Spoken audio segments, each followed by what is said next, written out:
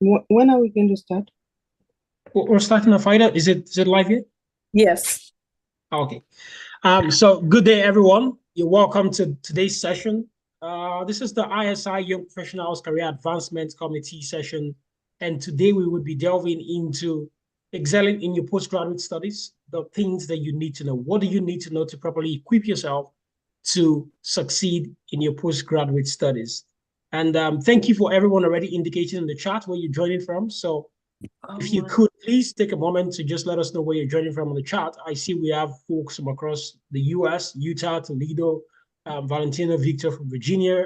We have students joining in from Nigeria as well. I see some, I see Uchenna from Kogi State. We have students from the United Kingdom and just several other students from Nigeria and the US, Nigeria again. So I think we already have a demography from Nigeria and Africa, the UK, in Europe, and United States of America. So please, as you come in, put your name in the chat and also let us know where you're coming from, where you're joining us from.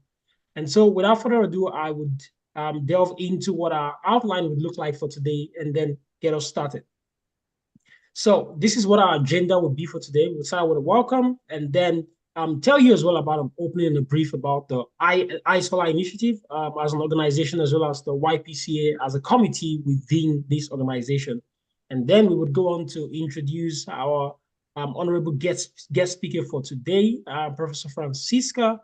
Afterwards, we'll take questions and comments and concerns and give answers to them after the presentation. And finally, we'll bring it all to a close at the end of the day. And so without further ado, I would like to invite Mr. Victor to please open us up as regards the welcome speech for today. I'm sorry, I didn't realize I was on mute. Thank you, Maya. No, actually, Victor, you're not the one doing the welcome, so I'll just take it from here. All right, thank you. Okay, good morning, good afternoon, good evening, depending on wherever you are all over the world. I think that's the standard greeting in this in this virtual world that we're in. My name is Titi Olujobi. I'm a member of the Board of Trustees of iScholar Initiative. And on behalf of iScholar and the YPCA, I'd like to welcome everybody to this inaugural session, our inaugural YPCA webinar series. This is the first time we're having something like this, to help our mentees to prepare them for their graduate studies and life after graduate studies. And in terms of the topic, we felt that we should start at the beginning. The main reason why a lot of you are doing your postgraduate studies or you want to is to excel. So we said, okay, what do you need? What do you need to know to excel? And for us to go on this path, we have a very experienced professor of geology and dean of academic studies who will be properly introduced later on. But I would like to thank all of you for making time to be here. Both the mentors, the mentees, the members of iScholar. There are other things that you could be doing at this particular point in time, but you have chosen to be here, and we really, really do appreciate it. Regarding iScholar, iScholar Initiative is a volunteer-based charitable organization. We're registered both in the US and in Nigeria, and we act as a vital bridge, empowering Nigerian graduates for now to pursue fully funded master's and PhD programs globally. I said for now because we don't plan to just stick with Nigerian graduates. We believe that there's so many people that need what iScholar is offering. So we started with Nigeria as our platform, but that is not the end. And our vision is to build a younger and self-driven generation for future leadership, innovation, and the overall development of Africa. Our mission at iScholar is to empower and mentor young African students in fulfilling their dreams to pursue graduate studies via access to fully funded scholarships in world-class universities. Essentially, we believe that our scholars are going to change the world. They're going to pay it forward, pay it backward, or pay it whichever way. but they're going to impact the world, starting with excelling in their postgraduate studies. Since 2019, our focus has primarily been in Nigeria, and we have achieved an impressive 5 times growth in sponsorships within the first 4 years. With an investment of about 160,000, we've sponsored over 255 scholars, accessing scholarships totaling over 25 million. I don't want you to do the maths, but it's mind-boggling. We cover standardized test costs and a set number of application fees. We provide end-to-end mentoring throughout the application process and during graduate studies, and we provide network opportunities for graduates. Our governance is provided by a board of trustees made up of globally recognized professionals and the management committee. Also, we partner with a lot of individuals, and we're always welcoming individuals who would like to join us, whether they want to be financial partners, they want to be mentors, or application reviewers. Our gates are open, and we look forward to working with you. So you're welcome. And Dr. Alalade will introduce the guest speaker. Thank you very much. All right. Good afternoon, everyone. Or like Mrs. Olujobi said, wherever you are, good morning, good afternoon, good evening, or good day. I have the pleasure of introducing our guest speaker for this afternoon, Dr. Francisca Oboikwenube. Dr. Alalade, can I stop you there? Yes, ma'am. Can I see your face? Oh, I plan to do that. I'm sorry. Okay. Good I catch. guess you can see my face now. I believe so, because I'm not seeing myself. I must be hiding somewhere. Can you confirm? Yes, sir. We can see you all right. Yes. Okay. So I'll start again. So it's my pleasure to introduce our guest speaker for this afternoon. She is Professor Francisca Oboikwenube. She is a professor of geology and geophysics, Associate Dean of Academic Affairs, College of Engineering and Computing at Missouri University of Science and Technology, right here in the US. As Associate Dean, she oversees all curriculum and instruction matters, as well as development and implementation of strategic planning related to academic programs. She establishes plans for program development and faculty recruitment and development. She coordinates with the department chairs in the college to review, study, and develop curriculum and improve instruction. She was appointed a full professor in 2005 and program head geology and geophysics from 2006 to 2014. She served as interim department chair from January 2015 to July 2017. Prof is an elected fellow of the American Association for the Advancement of Science, the Paleontological Society, and the Geological Society of America. I can tell you, I cited one of your papers in my undergraduate thesis that was mid-90s. So I believe you've done very well for some people like us. She joined the Missouri S&T faculty from the University of Cambridge in 1991, and she was honored with an outstanding teaching award at the same school in 2020 and 2022. It's my honor and privilege to welcome you back to iSI YPCA webinar for this month. You're welcome back. Thank you very much. Can you all see me? Yes, ma'am, we can. Okay, like Dr. Alalade said, you can't see yourself, even when you're speaking. So I am very, very honored to be part of this program today. When Dr. Alalade contacted me, I had no idea, what was expected. I see from your agenda that I'm supposed to speak. I believe it was, in my head, it was more like questions and like a Q&A session. But I think I can say something just to tell you all about my journey. Will that be okay? Absolutely. Okay. So Here I am in the middle of Missouri. We call it in the middle of everywhere. The middle of everywhere meaning it's in the middle of nowhere. Okay, so it's just my school used to be, okay, that's much better because I can see myself. Okay. So my school used to be Missouri School of Mines. And I'm sure some of you might have heard of Missouri School of Mines. Very, very old school, founded 1870. So how did I end up here? It will be what people will be wondering. So I hail from Edo State, from a little town called Ubiaja in Esan, Southeast local government. And you never dream that you would end up, where you are, right? But I think for me, I was lucky that I grew up in a family where education was taken seriously. My mother never went to school.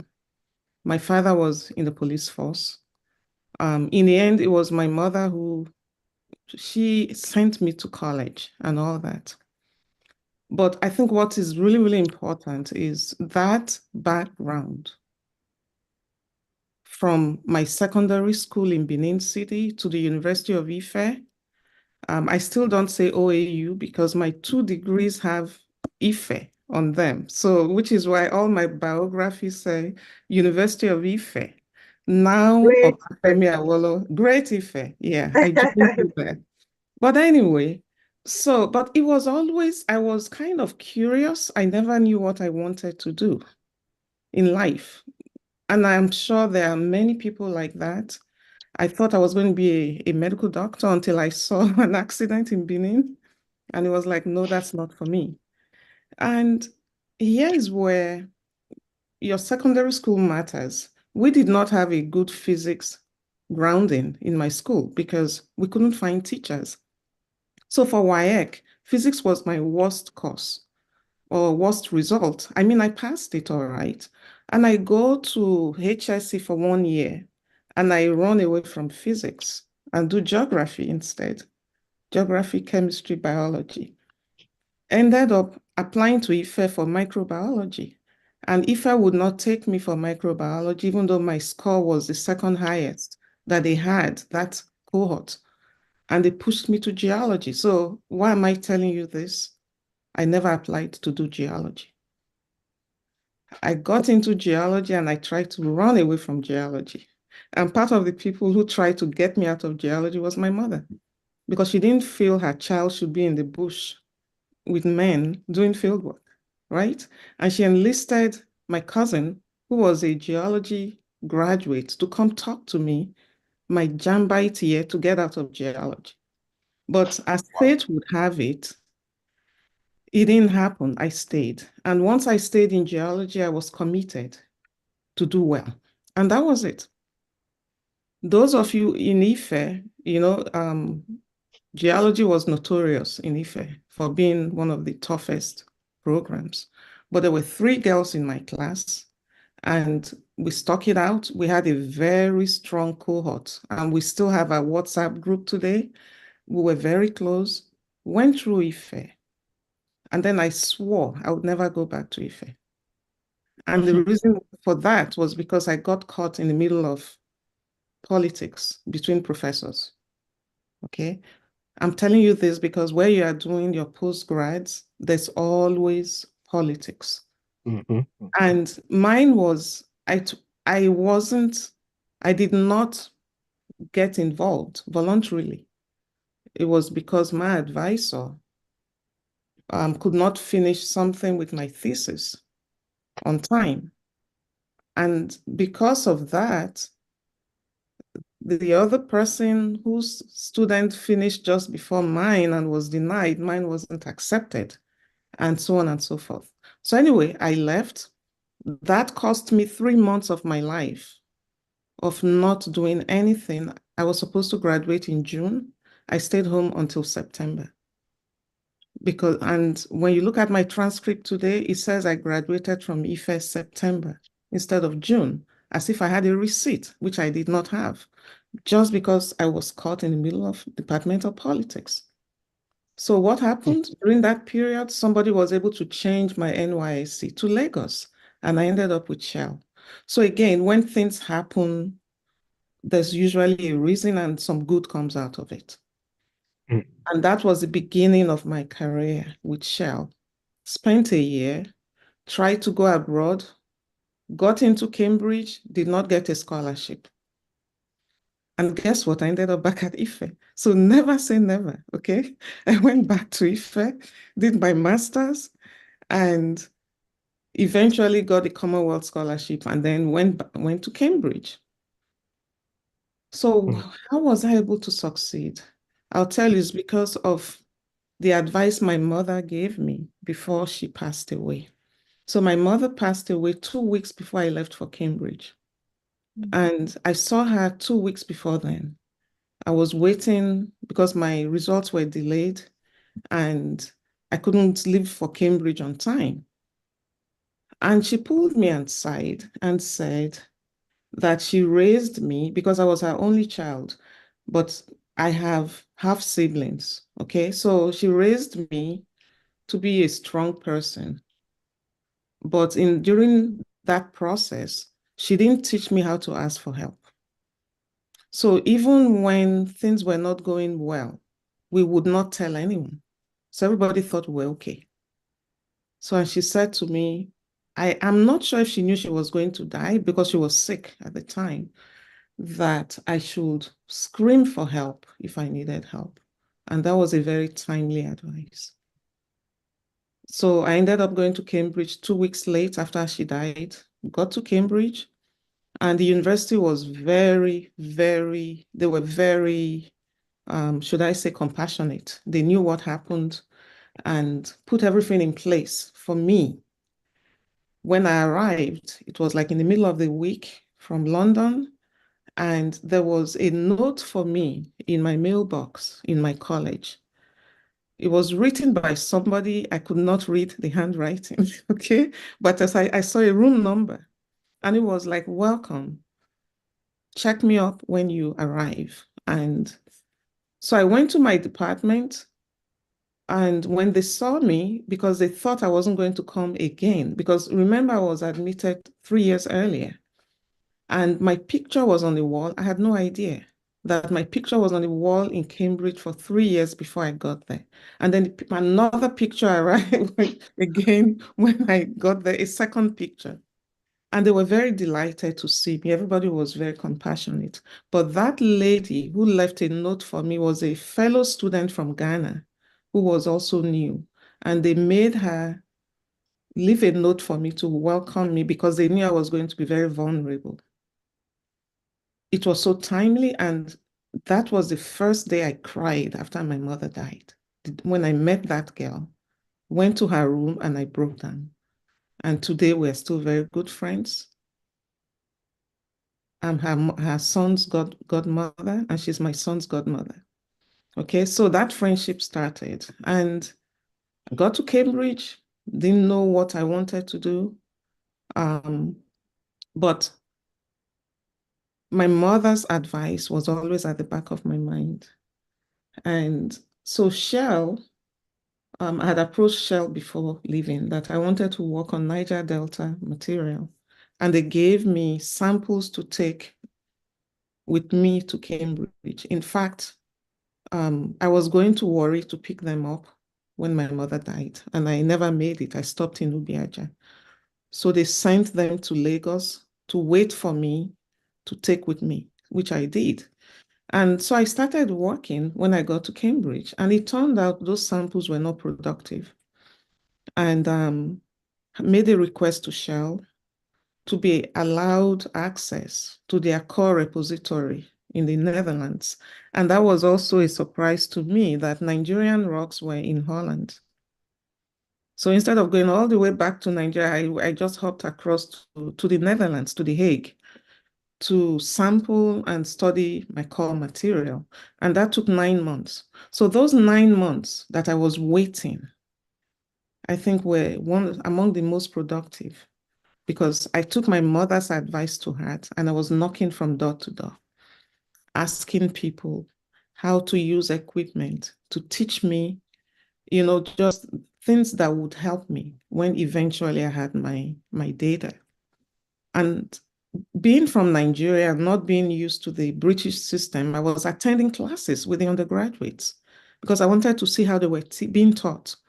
Because one of the neat things about Cambridge and Oxford is that they give you opportunity to tutor lower level students. And I wanted to be a tutor and I wanted to be paid for doing that. So by attending classes, I was able to understand the system. And so come, I think July, after I got there in October, I was able to go to The Hague with one of my professors and start my work. My college also employed me as a tutor. And Cambridge went as a blur. So it was for 2.5 years. I think I worked to get my degree. And it was nonstop, but at the same time, a lot of opportunities. I mean, there were always people who wanted to stop by because they wanted to speak in Cambridge. So I got to meet them, introduce myself to them. And some of those people later ended up being those I contacted after I got to the US. So it matters that when you have the opportunity to meet with people, that you do that.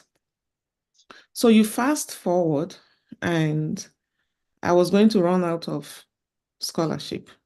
The Commonwealth they do not extend scholarships. And I wasn't going to finish for 3 months. I already had this job in the US waiting. And so I was worried.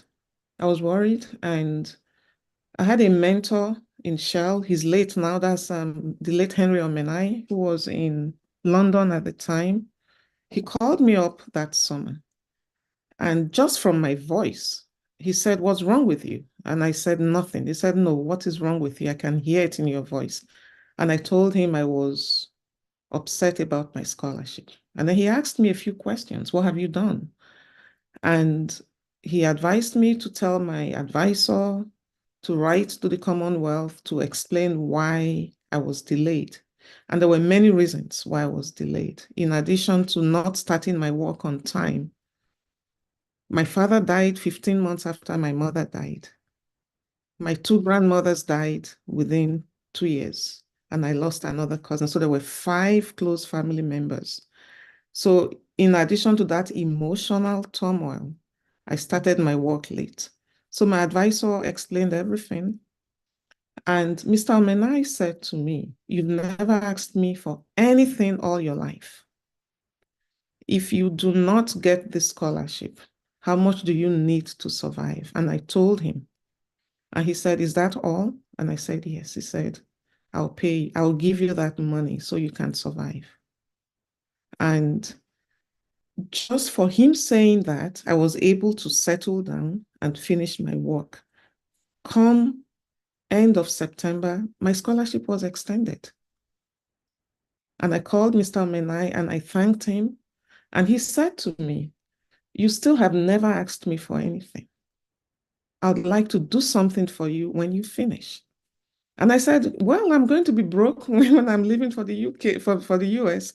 So I'll need money to ship my stuff." He said, "You got it." And that's what he did. So he paid for me to ship all my stuff to Rolla, Missouri. But again, these are very personal stories I'm saying, and it's because I learned how to ask for help. And also taking people to draw me out of myself. Those who went to secondary school with me knew that I was very shy. You never heard my voice in class. So when they found out that I was going to be teaching in the US, it was like, "How is she going to teach?" But God had his own plan, so he had his own plan. And so was Cambridge easy? No, it wasn't. I went through Cambridge with blinders on because I knew why I was there. I was there for a reason, and that reason was to complete my PhD and get out of Cambridge. Cambridge was such a place that people did not leave. you would find people floating around because it was such an idyllic place. They didn't want to leave. They wanted that address to quote on all their papers, just to open doors for them. But I was ready to leave. I knew my time there was over, but I still have friends there. Every time I'm in the UK, I go to Cambridge because I still have friends there. But I did this, put blinders on. Was it the most collegial place? Hell no. Some say it's the most racist place on earth. I can tell you it is. But I used all the opportunities I could to be able to get out of Cambridge. And then I ended up in Rolla, Missouri. So I showed up here in the middle of winter. It was January like this, ice covered. And the university had never had a Black female professor. So I was the very first one. So in the middle of Missouri, a lot of the students did not know what to do with me.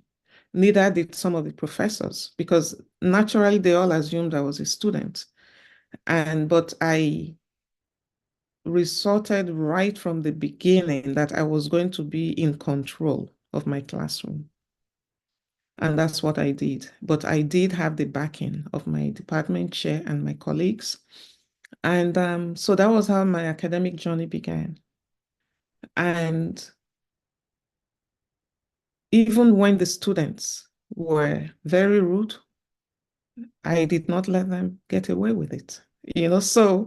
But again, one of the most important, I think, characteristics I would say, like people see me now, it's like, what changed you? How did you change? And I tell them, is Missouri students who changed me. Because they would have eaten me for lunch if I was not assertive in class, and if I didn't tell them that I was in charge. And I was called the B word, but it didn't make any difference to me, because to me, I knew why I was here. I was here to do my work. And so now I had to be the mentor, right, to postgraduate students. But at the same time, I needed mentoring myself. And one of the first mentors I had was a postdoc in Cambridge who was an American. And she's a professor at Wyoming today, Bobby John. And the day I defended my thesis, she was the one who took me to dinner. And I went to London for a conference just before I finished, met a professor from Nebraska, a female, walked up to her, introduced myself. That woman introduced me to a mentor in Missouri, who was also in the University of Missouri system. So you can see how the interplay of events. And Bobby's advice to me was, go to conferences. Make sure you attend conferences. That's where you meet people. And that's what I did. I started going, my university would pay for me to go. And I started meeting people in my field, so my branch of geology, sedimentology, and palynology is a small community. It's a study of organic world microfossils like spores and pollen. And these people were very, very receptive of me. There are very few professors in the world who teach that. And then I showed up, and my first grant was because somebody I met at a meeting advised me on how to do it. And that was how my journey began. So over the years, I've had many master's and PhD students. I always use the word the good, the bad, and the ugly. It's a gamut of people. Some worked, some did not work. In some cases, it was probably my fault, or it just didn't work. But I've been blessed with the students I have. And my current student, I have one PhD student, apparently went through this iScholar program. I had no idea. And so he's my student right now. He's actually in Guatemala right now. They are drilling in one of the lakes where we're doing research. So, what do you need to succeed as a postgraduate student? There are a couple of things I would like to say. The first one, which is the long story I've told you, is asking for help. Asking for help. I don't know if it's the way we were raised, those days when you talk, you'll be shouted down. Who are you? Why are you asking questions and all that? That does not work in the Western world. You've got to ask for help. And then now, after teaching for more than 30 years, I've seen a shift in the demographics. Students are so demanding these days. They want you to do things for them. When I started out, it wasn't like that. I mean, there was no internet to begin with. There were no cell phones to begin with, and there was no email when I started. So it's also different now that you have to advocate for yourself. So in addition to asking for help, you have to have that self-respect and believe in yourself. Because if you do not believe in yourself, nobody is going to believe in you. There were many times I doubted, and once in a while I still doubt. I jokingly tell my students that I still don't know what I want to do when I grow up, because I keep changing my mind about what I want to do. And I'm near retirement, for God's sake, but I'm still confused from time to time, but it's okay. It's okay. When you are confused, ask questions, okay? Ask questions. And so that's one. And so to also learn to read people, learn when you are not supposed to speak, and learn when you should speak up. Okay, so if you have an advisor, let them know. For example, if you have a headache, because I used to make that mistake when I first started teaching. I would show up in class and I'll be frowning. I'm frowning because I'm not well, but the students don't know that. And they would comment, because here they evaluate you at the end of the semester. Well, she's always frowning, she's doing, she's that, But then it just dawned on me that they had to see me as a human just like them, that I had emotions. And one example I'll give was when my second son had pneumonia. He had double pneumonia. I had to drive him to the emergency room. We had 12 inches of snow, and it was a Sunday night. I was going to be in class on Monday morning. We got there, they could not put the drip on him until 5 a.m. And so, of course, I did not sleep. So one of my colleagues, because my husband was traveling, had to come to the hospital to stay with my son while I went to class, because I didn't want to cancel class. And I showed up. And I looked at the students and I said, do I look okay to you? And they were all looking. They said, no, you look tired. I said, yeah, because I haven't slept. And I said, so none of you should piss me off today. And everybody started laughing, and you wouldn't believe it. We had the best class, and I was making mistakes, but they forgave me, so and that kind of just taught me that be yourself. If you don't feel well or there's something not going right and people ought to know, let them know. Because you never know where that help is going to come from. And even people you think should be subordinate to you, no, treat them with respect. Let them know how you are feeling. It doesn't mean you should bare your soul to everybody, no. But then you now have empathy. That's where empathy comes from. So if I have headache and you don't know, and I'm frowning, you think I don't like you or something like that. And that's just far from the truth. Okay, so seek help and join your professional societies. That is very, very important because they have scholarships. And many of them may not give you scholarship if you are not a member. They're usually $20, $30 if you're in the US to be a student member.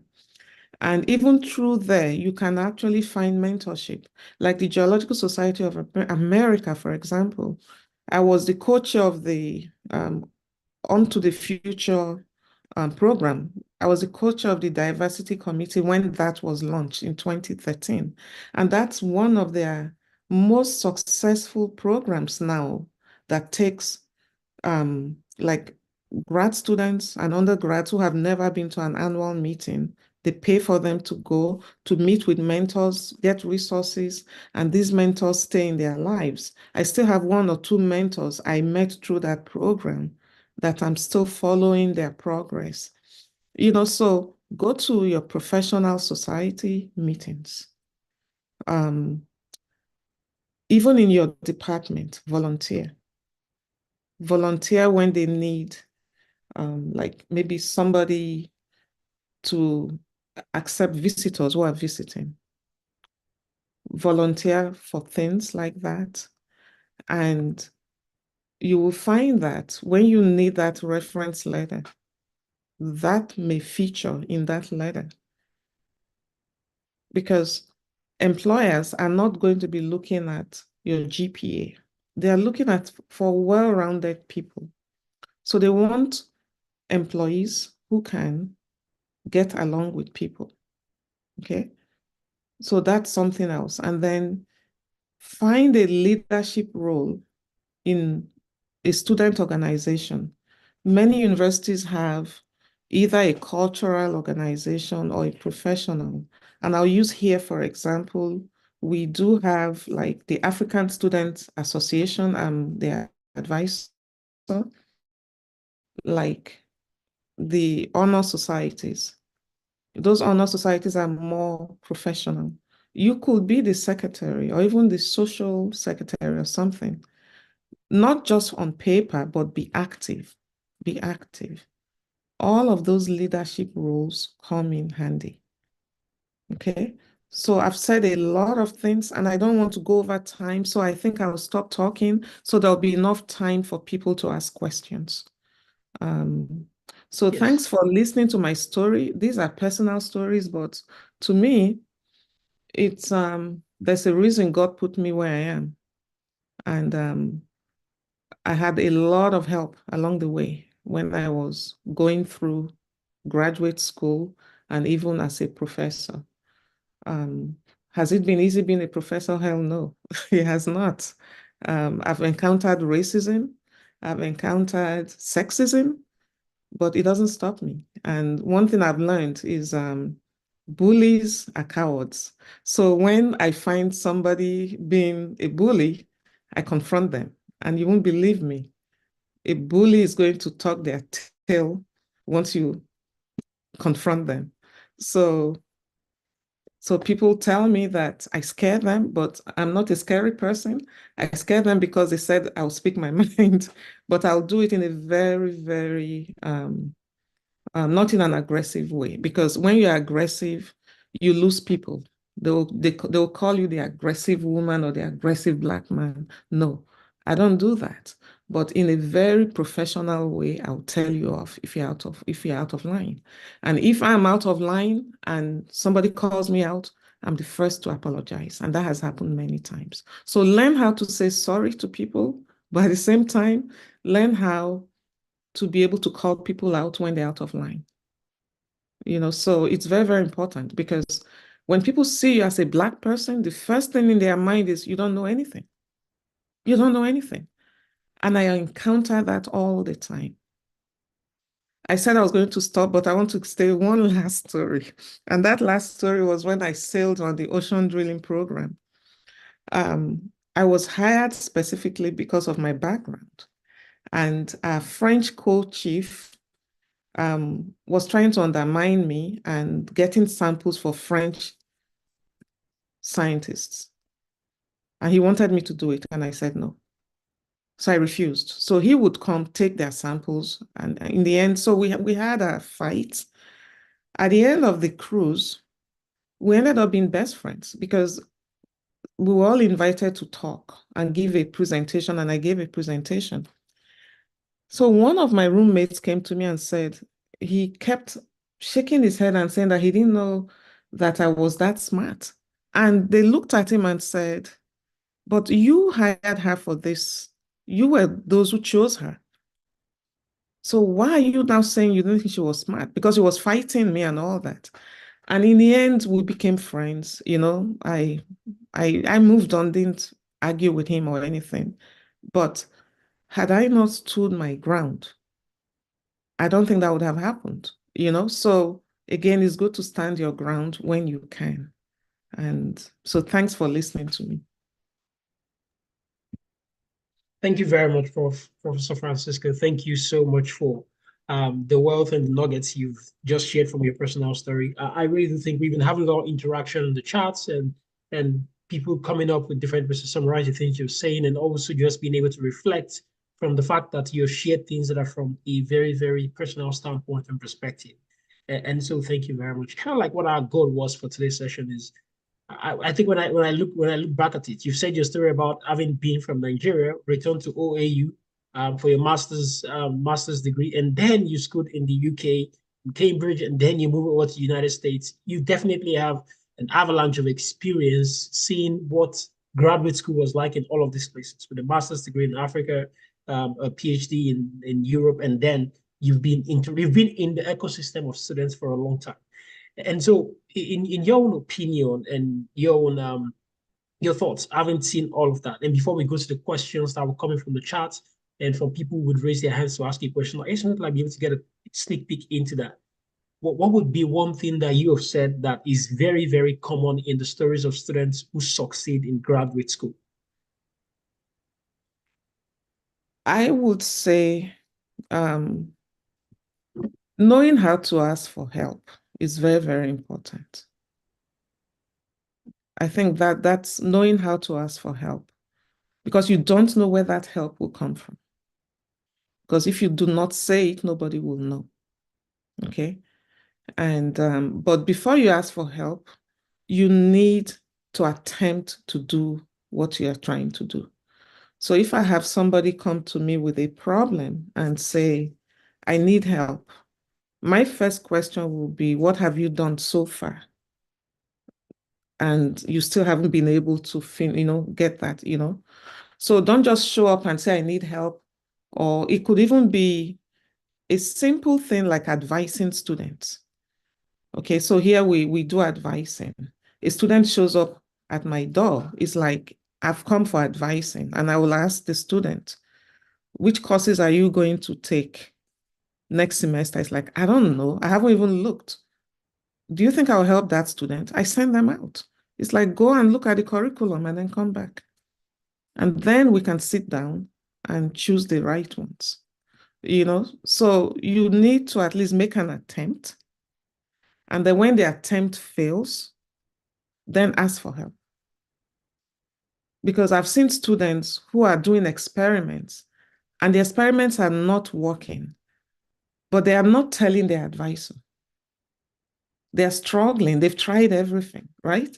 And then the advisor doesn't know. So you should know when to step aside and then ask for help. But you let the advisor know that you've done this, this hasn't worked. So there was an extreme case here where a student could not feed himself and the family and wasn't going to the lab. And the advisor was looking for him. The advisor was angry that he wasn't working. And I heard, and I called this student. He was an African student. And it's like, why did you not tell your advisor? Oh, I'm afraid of him or something. No, it's like, no, this man is not the monster you think he is. And by the time I told the advisor, he was so upset, very upset. He could have given him money to feed. He could have found a way to get him scholarships, but the student did not talk to the advisor. So asking for help is very, very important.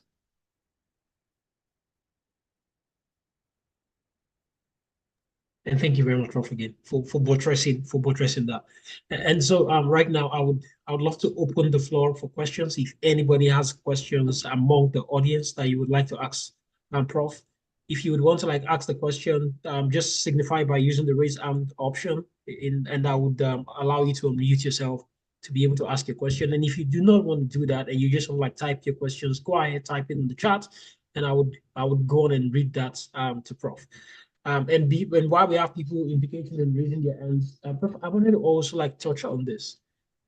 because a lot of students come in from Nigeria into the US. I'm saying this also. I have a background. I schooled in the US. I got a master's degree last year. So many of the things I'm also saying right now would be when you put yourself in that place as a student and you're thinking about, I want to succeed. I'm doing research. I want to be able to like get across the line and finish well. You've tied into the point right now. Ask for help. And that's a very great deal. Looking back and seeing what was the pivotal thing that could have helped you getting help when you needed to. But I just wanted to like able to check with you. What would you say is the place of motivation for the things that you were doing? When you said you had a job before you were done in school. I was hoping if you could talk us through how you knew what you were going to do after school and if that was a pull or a motivation for you while you were in grad school for the things that you eventually were able to get to do. No, remember I said I really didn't know what I wanted to do. Okay, so because I was working on Shell material, so Shell naturally wanted me to work for them. And at the same time, because like I wasn't sure I wanted to teach, right? I really didn't know what to do. So when I spoke to Shell, they wanted me to go back to Nigeria, right? And I asked them why. Because my office mate, who was Scottish, they were allowing him, they were sending him to the Netherlands to work for them. And I said, so why can I not go to the Netherlands if you are going to give me a job? And they had no answer for me. So I said, well, I will not accept your job if you are going to treat me differently from my Scottish roommate, office mate. And so the getting this job in the US, it was, most times you get jobs through who you know. I often told people that God gave me this job because I wasn't looking for it. I was not looking for it. The opportunity just presented itself, so, and that was how it was almost more than halfway through my program. I was coming to the US and the university already had my CV, and we had a very forward-thinking chancellor who was diversifying this campus, wanted to hire women, wanted to bring in people of color. And when he was told that I was coming to visit for Christmas, he said, bring her in for an interview. That was how, so like I said, I was not looking for this job. And one thing led to the other, I got the job. So that's how I ended up teaching. So I could easily have gone into the industry had Shell given me that opportunity not to go back to Nigeria, because at the time I wasn't ready to go back. So that's how I ended up here. And a lot of my friends in Cambridge thought I was crazy. It's like, you are going to the middle of nowhere. Aren't you afraid? And I would jokingly say, God is sending me there. Because when I went for an interview, guess what? I met 2 Nigerian professors. We have Nigerians all over the world. And my question to them was, what are you doing here? It's like, it's a good place to teach, And so knowing that there were already Nigerians there helped me. And when I showed up, I actually stayed with one of them until I was able to move into my apartment.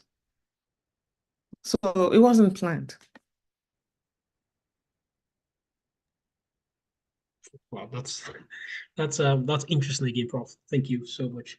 And I will take some questions from the chat. I have two students asking this same question, and I know you've touched on it a little bit, but I would pop it up again so you can speak a bit more about it. And it's about imposter syndrome and having feelings of inadequacy. And even though you have built up a structure where you have self-taught yourself, or you've had a support system around you that has helped you to not look down on yourself, how did you deal with feelings of inadequacy, imposter syndrome at any point in time during your grad school experience or so far in your career?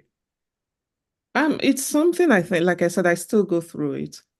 There are lots of workshops on imposter syndrome. I actually attended. I still do from time to time.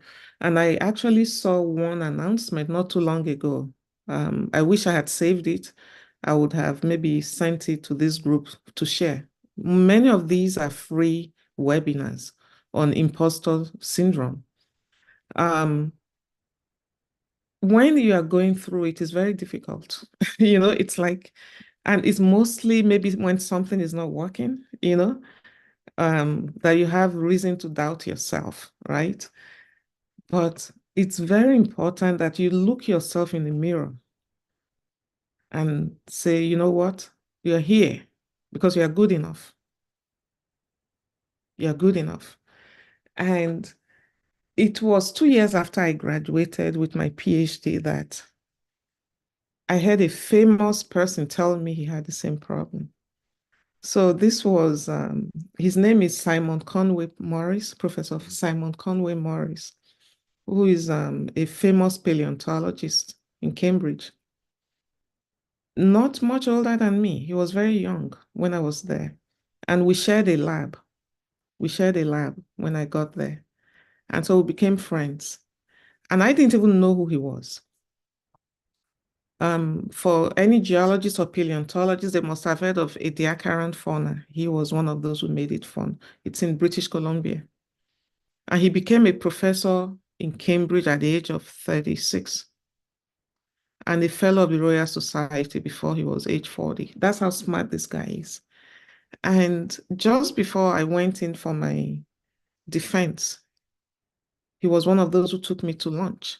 And he called me out and gave me a pep talk and said, go there and tell them that you wrote this dissertation and that you are looking so calm, he said. And I said, what do you mean? He said to me that he was a pack of nerves before he did his own defense. And I said, you? And he said, yeah, that he had a lot of self-doubt, but that I was smiling. I was trying to pretend that I was okay and that was fine and that I should go there. And if I didn't know the answer, I should not BS my way around it. I should just tell them, I do not know the answer to what you're asking, And that has served me well. And I tell all my students the same thing. Even when they are defending, it's like, okay, just stop. You're just beating about the bush. You don't know the answer, okay? And so that man, I think I learned from him, even meeting with him 2 years later. And he was the one who actually told me that I was one of the few lucky ones who went through Cambridge without much problem. And the racism, he's a white man. Because I explained a few of my experiences with him. And he was telling me, and at that point, I reflected back some of the students who started with me who did not finish. A lot of African students. There were some British students who spent 5 years. I was there just 3 years. So imposter syndrome is normal. It's normal, but just don't let it overcome you. Look yourself in the mirror and say, I'm good, and move on. And if there's any webinar on it, please attend. Beautiful. So resolve to not put yourself down and make sure you equip yourself with what helps you. Thank you, Prof. Dara, I would have you unmute yourself right now and ask your questions. And I think after that, we'll take Epifemi Akombi. Dara, are you able to unmute yourself? Oh, yes. Thank you very much, Mayoko. And thank you so much, Professor, for this very, very important insight you shared. I just had a question. When you talked about, finishing your PhD and not exactly preparing to go into academia, but the door just opened for you. So did you feel like at that point you were thrown off your feet? And how did you quickly grab that opportunity to start preparing for academia? Because it seems like you were not exactly preparing for it as someone would want to prepare if they had known like 2 or 3 years ahead, and they are starting to put themselves in places of opportunities for academic positions, and also probably doing the things that are needed to get that, that position. So did you feel like, this opportunity has showed up? What can I quickly do to grab it? Like, I don't know if you get my question. I do. Did you feel like you're under pressure to quickly put structures in place to make you well suited for it? And how did you just make that transition from someone who was not necessarily preparing for academia and now the opportunity showed up? Did you feel like you were in the pressure, some sort of pressure? No. Okay. So when I was at IFE, the reason I went back was because I was a graduate teaching assistant, because my mother couldn't afford for me to go back to school. There was no money. So when they said I could come back, I told them I wasn't going to go back unless I was a graduate assistant, so I would be paid. So that process took 4 months. So the few months I worked at Shell, because after my NYC, I was able to do locum with them because good old ASU was on strike. So I was able to do some work as a contractor with Shell in Warri. The money I saved from Warri, I lived on that for 4 months until I became a graduate assistant. So with the graduate assistantship, I was able to go through my master's. And then so while I was doing my master's, I was helping to teach. Okay, so Professor Adegoke, OS Adegoke, was a paleontologist. And he just threw me into the classroom and said I should teach brachiopods. So all of a sudden I found myself teaching. And I actually enjoyed it, right? And then from then on, not just teaching lab, but I actually helped him teach lectures whenever he was traveling. So I gained some confidence. Then at the end of my master's, I had 1 year before I left for Cambridge. So I became an assistant lecturer. So I had some teaching, but again, ASU was closed. IFE was closed for like 7 or 8 months because of ASU strike. And then I did some work with Joe Trex in Lagos, but I did do some teaching in IFE. And remember, I told you I did some tutoring in Cambridge when I was a student. So those kind of prepared me. And then finally, that mentor, the postdoc I had in Cambridge, and then there was also a professor in Cambridge. She was Dutch. She's now at Yale. She was a professor in Cambridge at the time. She gave me her textbook because they told me the course I was going to teach. She gave me a textbook and said, take this textbook. And then she gave me her notes because she had previously taught that course. Her name is Ellen Thomas. She's well known today as a foraminifera expert. She gave me her notes. And then so I already had notes that I could use as a guide. And then when I got to Rolla, where I am now, the person who used to teach my course gave me his notes. So I had help. So those really helped me to transition. That's great. Thanks, bro, for speaking to that. And before I have Dr. Akombi come up, there is a question in the chat that I think ties into this. And it's about after a PhD, you want to go for a postdoc or the PhD. Like, do you think a postdoc should be a prerequisite to you being able, before you can seek faculty positions because you've been at this for a long time. So after a PhD, do you necessarily have to go for a postdoc before you can get a faculty position right now? In today's world, it's almost needed in today's world. Those who get faculty positions without postdoc, they're very few. They're very, very few. So I would advise to pursue both. It also depends on the kind of institution, because there's research intensive institutions, we call them the R1 institutions.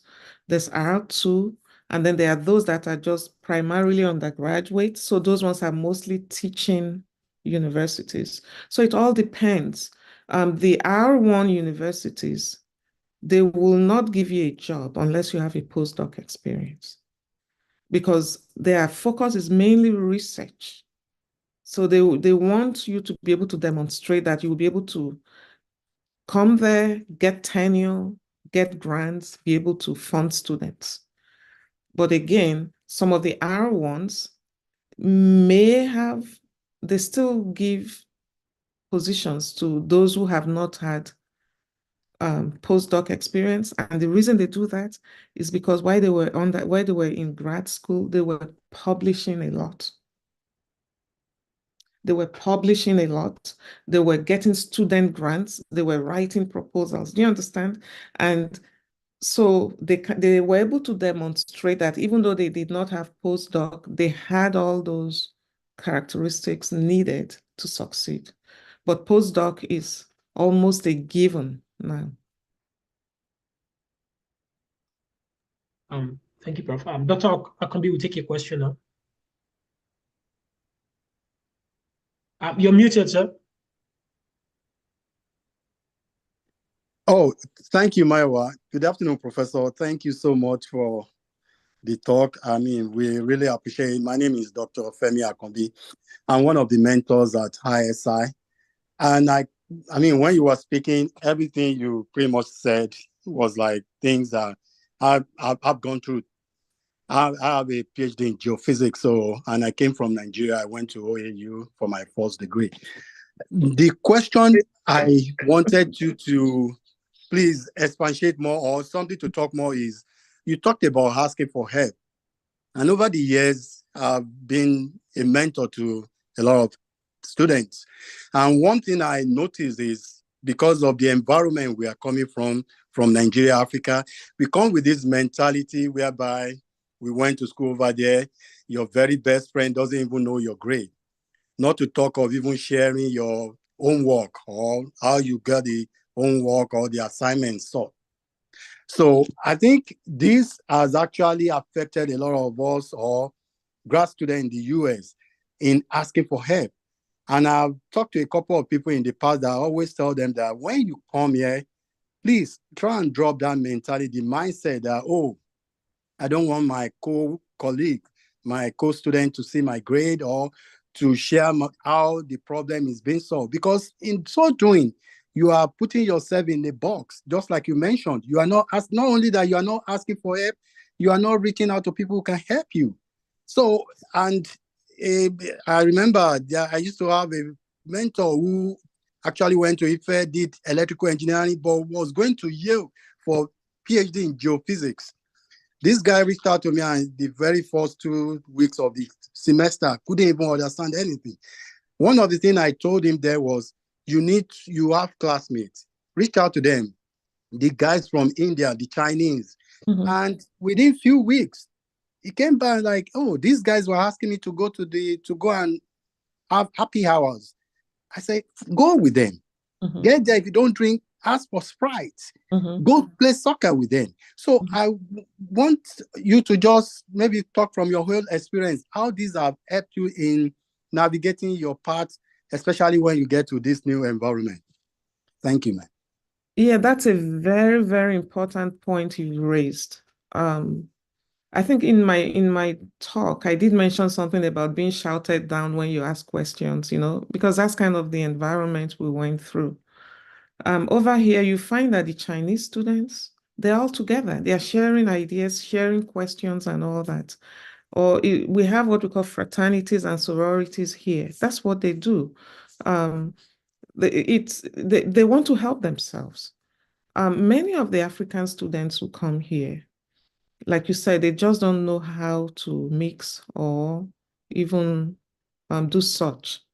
It's very, very important. There's extramural clubs, okay? And the most famous in every institution is soccer. Join that soccer club. And that's where you're going to meet all sorts of people, or racquetball or whatever. And yes, you're really right. Ask for help. In my classes, I encourage like team building, teamwork. What I normally see after like 1 or 2 exams, I will see students who are like struggling in my class. More often than not, they study alone. They study alone. So most times I'll sit with them and encourage them to join like a study group, or I would talk to like some of the best students in the class to mentor them. You see a 1 or 2 grade differential. They do better after that, which leads to your point that the more you talk to others, the more you are able to even find the problems to the solutions to the problems, like they could be homework problems and things like that. And these days, a lot of students, they use GroupMe on their phone to form groups. You could be the one leading that. Contact the whole class. It's like, who wants to join me in this study group? It's very, very important. And the first thing I also tell African students when they come, because we've seen so many of them, we have a lot from Nigeria and Ghana. 1, buy deodorants, okay? 2, not only deodorants, learn the pronunciations and the spellings of American words. Don't say you want the lift. Nobody knows what the lift is. It's elevator, things like that. Learn such things and just try to understand the culture of wherever you are, because that's also important in how to ask for help. Because you just don't just go to people in their faces and say, excuse me, blah, blah. It could be somebody, who doesn't even want to be talked to at the time. So learn to read people. I mentioned that earlier. Learn to read people and learn when you should say something and when you should keep quiet. Yeah, so thank you very much. That's a very good point, to learn how to socialize. And during that process, you're learning a lot of things. Yes, Professor Famuyiwa, can you go ahead and mute yourself for your question? Thank you. Okay, thank you very much.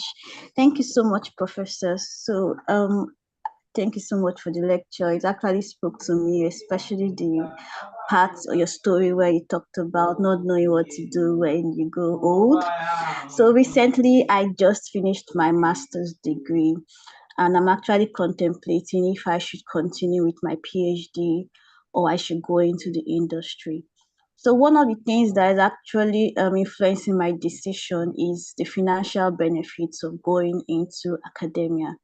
So coming from Nigeria, I see my lecturers and professors financially, really, it's not really so encouraging, really, here in Nigeria. So I want to find out, you also spoke of the fact that you had opportunities to work in Shell, but you took academia instead of going into the industry. So I want you to speak on the financial aspect of academia compared to industry. Thank you very much, ma'am. Okay, so I'm going to be very blunt. If you want to be rich, academia is not going to make you rich. Okay? But the good thing about academia is that it's stable. Oh, and I'll tell you why. As far back as 1996, one of my friends, he's a colleague who worked at that time he was working for BP. He's from New Zealand. I invited him to Rolla to give a talk, because we have seminars. And he came here, small place, he's in Houston, He was earning maybe 3 times my salary at the time. And he said to me that he envied my job. And I looked at him, I said, why would you envy my job? He said, because I could lose my job tomorrow. Because the oil industry is very cyclical, right? It's like I'm making a lot of money right now, but I could be laid off tomorrow. But you have tenure. You have this job for life. And when you have tenure, the only reason you lose your tenure is if you do something totally horrendous. Okay? So it may not pay well, but you are assured of a salary every month, right? And in academia, you have opportunities to make extra money by consulting, because academia pays for you 9 months. We're a 9-month contract. But what we do is we spread our salaries over 12 months, so whatever you do in the summer, you're earning more. Okay. And that extra money could come from research. I have been so lucky, that I get research grants, and you write in summer salaries into those research grants.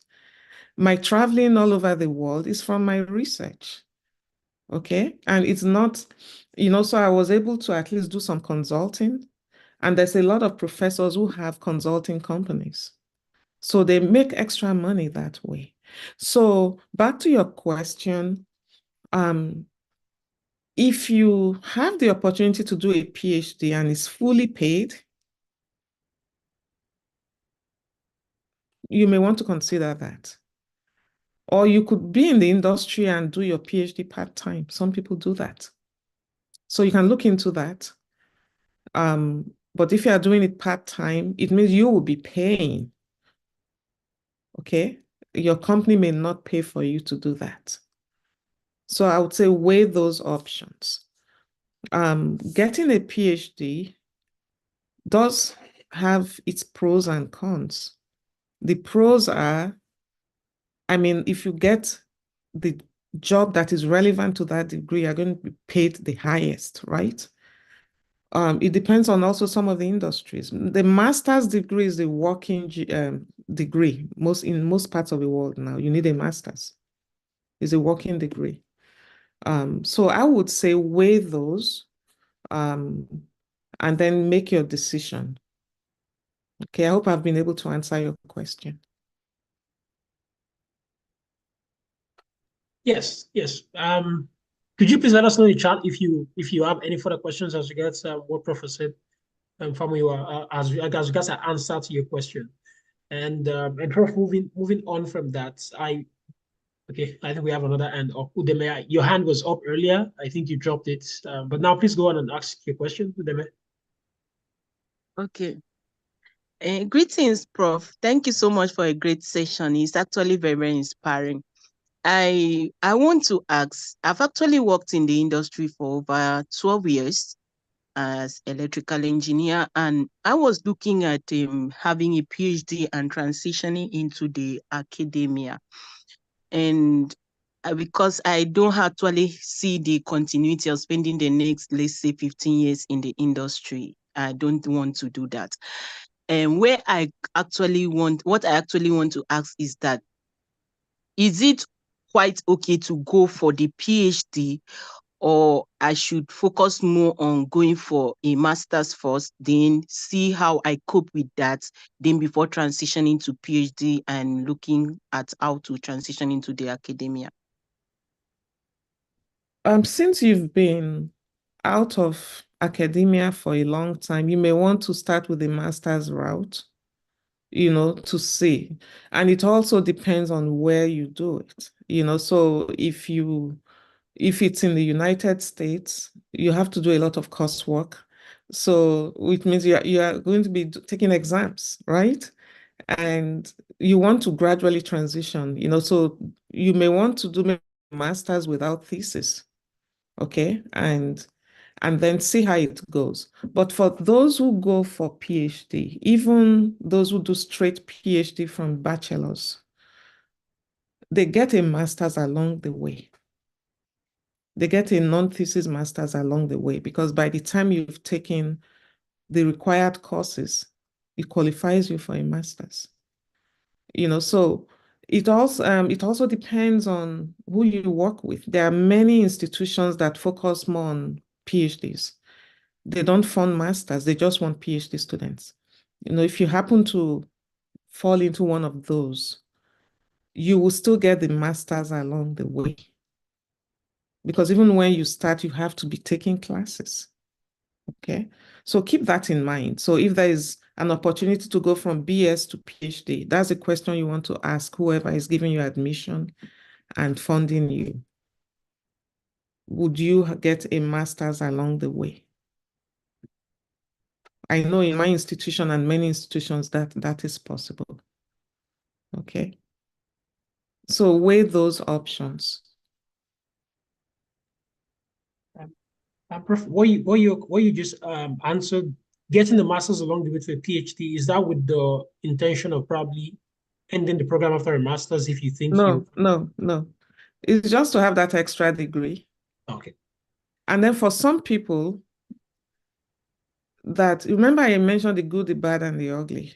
Yes. Students, I've had a student who spent 5 years on PhD. In the end, ended up with a master's. So it just didn't work out.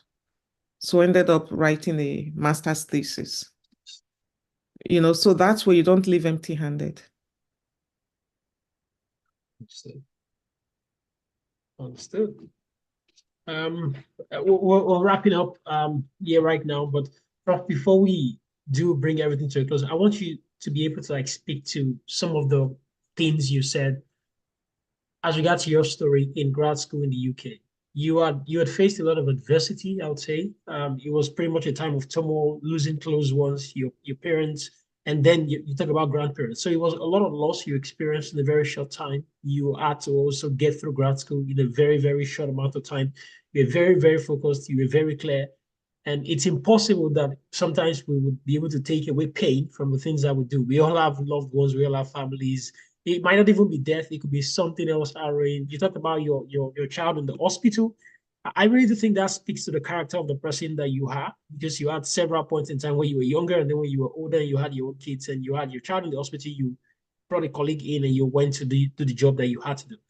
But if you could give an advice, and it could be a bunch of things, and you said a whole lot of things here, but I wanted to speak more particularly on that particular part, because people go through different things and they're still expected to deliver on their work in grad school, expected to deliver on your weekly update for your research, and even if you're not well, what would you say helped you and equipped you at that time when you were going through a whole lot and mentally you were probably not in the best place and you still had to deliver on your work to succeed with your PhD studies?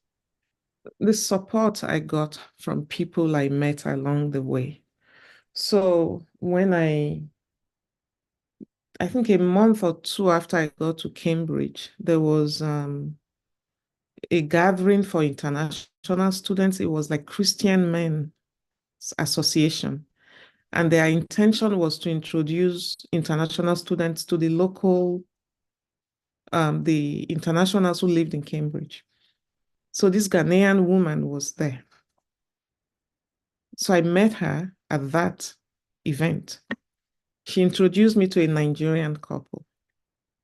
And I always laugh. I tell people that that was where I ate moi for the first time after I left Nigeria, so, and so that my Ghanaian friend and the Nigerian couple ended up being my family.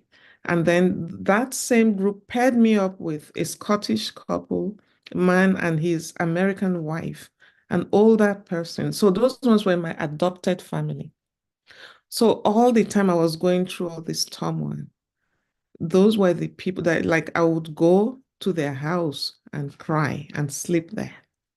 Okay. And then at work, like when my father died, they just told me not to worry, not to do anything, that I should only focus on because I had to do like a qualifying exam. I had to present to the department. And they said, just do that. Don't worry about anything. And then go on vacation after that. I was going to the US to see my brother, So just having that time off helped me. And then when my grandmother died, this was my maternal grandmother, and I just casually mentioned, which is why I said it's good to speak. I casually mentioned to my advisor, if I don't go, my mother will not be represented because I was her only child. Does that make sense? And she said, what's preventing you from going? I said, of course, I don't have money to go. She approached the department and my college, and they bought me a ticket to go home. I went to Nigeria for 5 days. For that singular act, every year I give money to Cambridge. It could be $100 continuously. That singular act, I never forgot. Even when I went to see my father and the Commonwealth refused to give me money to buy my ticket, my department paid and said it was a loan that I could repay before graduation. So I was able to go visit my father before he died. And then when my father died, the Commonwealth came and said they wanted to give the money back to me, But even that, the fact that they were willing, it helped me. I went home for 5 days. I remember at the airport in Heathrow, the British Airways, it's like, are you sure you're in Nigeria and you don't have suitcases? And nobody has approached you to check in suitcases for them and you have just hand luggage? Are you sure you're really a Nigerian? This was as far back as 1989, so having that support group is what helped me. Yeah. Prof, we'll take 2 more questions before Chisom comes up, because I had a question that ties into support. What part does it play about your intentionality to be able to find these people? You've given examples of people you found by virtue of the things that you did, and these people were gracious enough to be there for you. But how can you intentionally go about raising a support system for yourself that you can fall back on when you have weak days? It's by going out, and that's why that socializing comes in. Okay. So I didn't know how to ride a bicycle until I went to Cambridge. So as an old woman, I had to learn how to ride a bike so I could, because I was always trekking everywhere. By the time I get there, I'll be tired, but everybody has biked there. So a friend of mine was leaving and I bought her bike. So at night, I'll be learning how to drive, cycle. I didn't know my roommates used to watch me crashing into the bush and everything. It was when they saw me riding one day, they now confessed that they used to watch me. But I did that because I wanted to be able to move around and do stuff. So if you lock yourself in your room, you will not get that support system. Yes. Okay. Yeah. So you Yes. need to go out. So go Sometimes out. it's from the church. And some of the people who helped me, because I'm Catholic, were the Reverend Fathers. There was a priory outside my college. They were Dominicans. So I would go there for Mass. And like when my father died, I just walked in. They were the ones who consoled me that day. I just walked in and started crying, and made tea for me, called all my friends for me, things like that. So your support could be from the church, could be from your department or the social club you belong to. Great. Thank you for that insight. We'll take one final minute to take a question from Chisom. Chisom, could you please go ahead, unmute you? I think you're muted right now and ask your question. Okay, thank you so much for this opportunity. I initially was going to sit back and enjoy every minute of this meeting because it's just life-changing. Where I'm sitting, actually, my bones are really shaking because of all the things I'm hearing from this meeting. Thank you so much, Prof. Thank you. This is such a timely meeting for me. So my questions, actually, before I go down to my question, I wanted to just say quickly, something you said about asking for help. I was just remembering everything, just sitting in this meeting. And that was my breaking point. That I got into iSI was because I went to their door when they didn't invite me and I knocked. Yes, and I knocked. I hadn't gotten the scholarship when I applied, and I needed money to pay for my standardized test. I got lucky. Somebody paid for my GRE. I studied hard enough for it, and I passed it. And then I needed to do my TOEFL. There was no money anywhere. I just went to their email. I said, "See, I've applied before. I know you didn't get me in, but I still need this money. Can you consider me?" And that was it. And everything that happened from then onwards was just as a result of this one big move. And it's just been tremendous. And I want to thank you for sharing this step for everyone. And it hasn't even stopped, even right here in the US where I stay. And it's just been a lot about asking for help. Thank you so much, ma'am.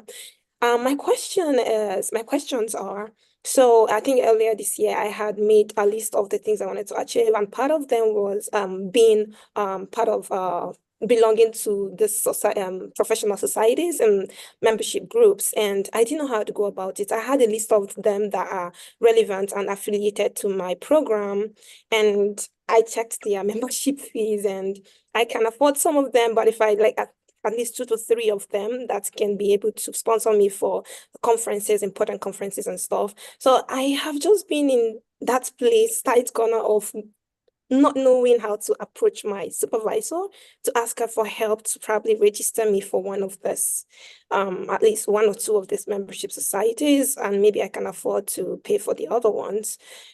I don't know how to do that. I don't know if it is right or not. I don't know when to go in or not. I don't know what you should advise on that. What's your relationship with your supervisor? What's your relationship? Oh, I'm just my second year, and I'm barely 1 year in her lab. So my first year I spent just doing rotations in different labs, and after the first year I eventually joined her lab. So it's just been barely 6 months, and we are still like in that period where we are trying to understand each other. What have you brought to the table, and how are you? But she's been a great mentor, because I think last year she had nominated me for a conference and went all the way to seek out for the funds for me to attend, and that was life-changing. That was sometime last year, October. And earlier this year too, she also nominated me for a meeting to speak with our faculty that is coming to our school, and I was like, she nominated me to have a lunch with our faculty and just converse. So I think she's supportive in that regard, but I don't know how far I can push some stuffs.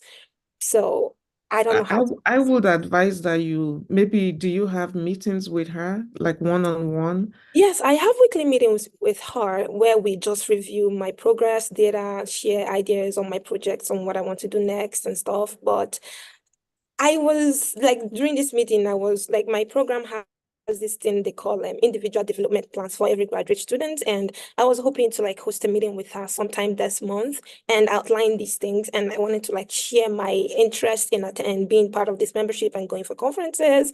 And also like another thing I wanted to ask, so there is also this career training. I love the fact that you had to mention that it's possible for someone to get a master's degree while still being in their PhD. So there's another program that came up in my school like last year.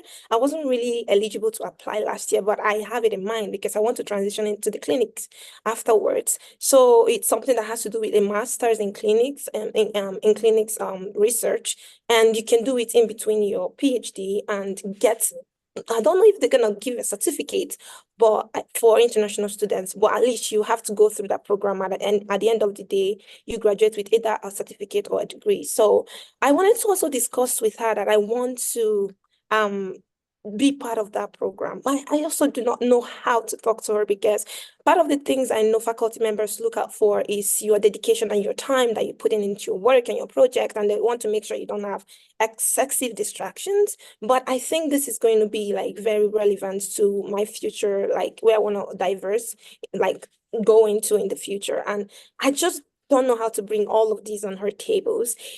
And one last thing, I had also like planned at the beginning of this year, I was going to like submit some personal review papers, like apart from the papers publications my lab is working on based on data we've gotten from the lab. I also wanted to contribute to the field by just making attempts to writings and like writing reviews. And that's part of the goal is I know I had some lagging in my writing skills, and I wanted to use that as a medium to just help myself to grow that skill. And I didn't know how to like also like go talk to my supervisor about it.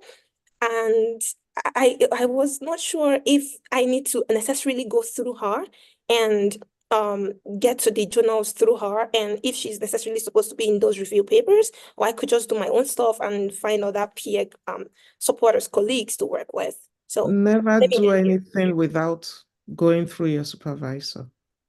Okay, so because if you go that route without her knowing, you're going to lose her support. So here's what I would advise.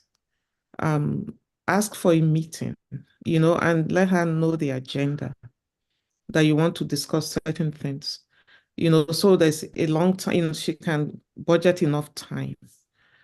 But you have to convince her that none of these would distract you from your core mission, which is to get your PhD and work for her, because she's expecting results from you. Okay.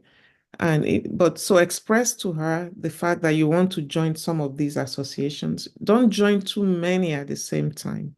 Join one first. See how that goes. Okay. I know student fees, they are not that much compared to the professional memberships. So if she cannot pay for it, she may be able to suggest how. There might be some entity on your campus that can assist with that. But talking about writing a review paper, it's a great idea, but do not do it without her knowing. That would be a great mistake. She may even say, do it alone, or I'd love to be part of it, and she may even thank you for even thinking about it. You want her to be your ally. So do not do anything without her being. So don't be afraid. From what you are saying, she seems to be a great person, and cultivate that mutual trust. So let her know you'd like to discuss with her. and then you take it from there. So just not a barrage of too many things. Okay? Let her know the most important ones right now to be a member, like that membership fee. You are talking about certificate or whatever, so one or the other, which one comes first? So don't just throw too many things at her at once. Okay? That would be my advice. But please do not go off on your own and say you are writing a paper that has nothing to do with what you are doing in the lab. It's a review paper. What you are doing, put her name on it. But let her be aware. Let her give you the permission, okay? You seem to be in a great place, so make sure you use the best, make the best of it. Thank you so much, ma'am. This is helpful. Thank you. Okay. Thank you very much, ma'am. And that does it. I really No, my continue, please. If people have, I am ready to keep answering questions.